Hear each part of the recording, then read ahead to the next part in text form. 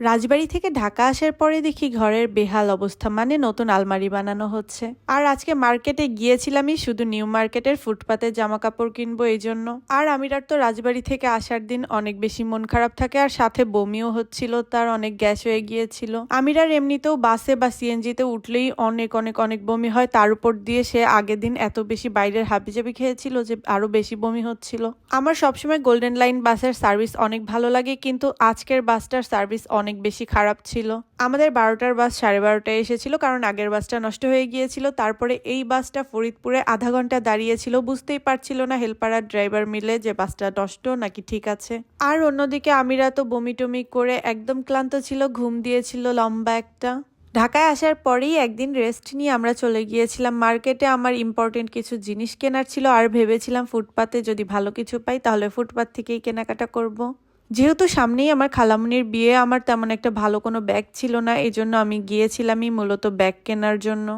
ব্যাগটা মূলত ওনাদের দোকান থেকেই কিনেছি, কিন্তু ভিডিও করার সময় এমন এমন রিয়াকশন দিচ্ছিল, মনে হচ্ছিল আমরা ভিডিও করছি না, ডাকাতি করে ফেলছি একদম। যদিও সবাই চিল্লাচ্ছিল না, ভিতরে যারা ছিল তারা বলছিল ভিডিও করুক, আর বাইরে একজন ছিল সে চিল্লাচ্ছিল।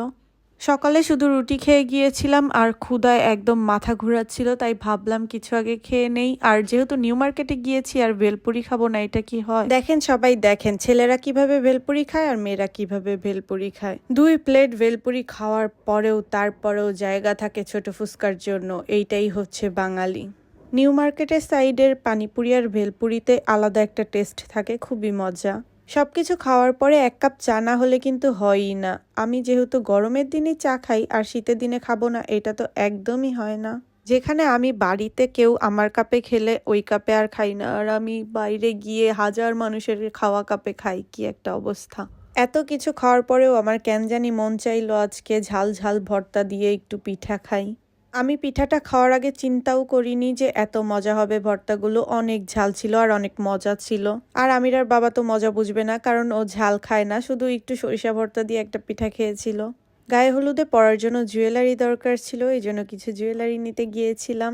কিন্তু সবচেয়ে বেশি দুঃখের ব্যাপার, এত কিছু দেখলাম ফুটপাতে, কিন্তু কিছুই পছন্দ হলো না। আর যেটা পছন্দ হয় সেটার সাইজ হয় না, খুব বেশি স্মল সাইজ হয়ে যায়, নয়তো অনেক বড় সাইজ হয়ে যায়।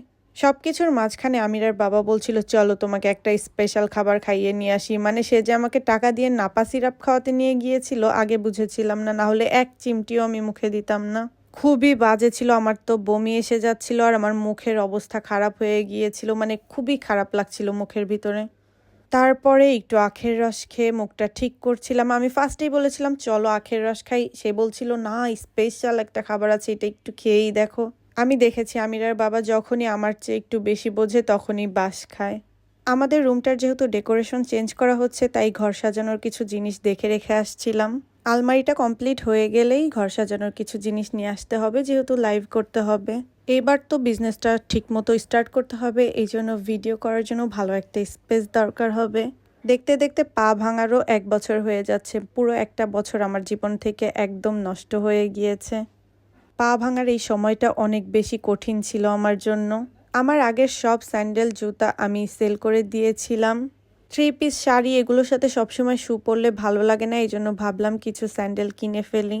হাঁটতে হাঁটতেই আবারও অভ্যাস হয়ে যাবে আগের মতো হাঁটার। এই যে আমার রুমের নাজেহাল অবস্থা, এটা পুরোটাই আলমারি হয়ে যাবে। যেহেতু আমাদের ড্রেস রাখতে অনেক বেশি প্রবলেম হয়ে যায়, এই জন্য অনেক বড় একটা আলমারি হচ্ছে। আর এই সাইডটা আম্মিরার বাবার কম্পিউটার টেবিল থাকবে, আর এখানে লাইভ করার জন্য আলাদা একটা পর্দা কিনতে হবে, আলাদাভাবে ডেকোরেশন করতে হবে। কাজ কিন্তু খুব দ্রুতভাবেই করা হচ্ছে, ইনশাল্লাহ খুব তাড়াতাড়ি হয়ে যাবে। তো আজকের ভিডিও এই পর্যন্তই। সবাই অনেক ভালো থাকবেন। আল্লাহ হাফেজ এভরিওয়ান।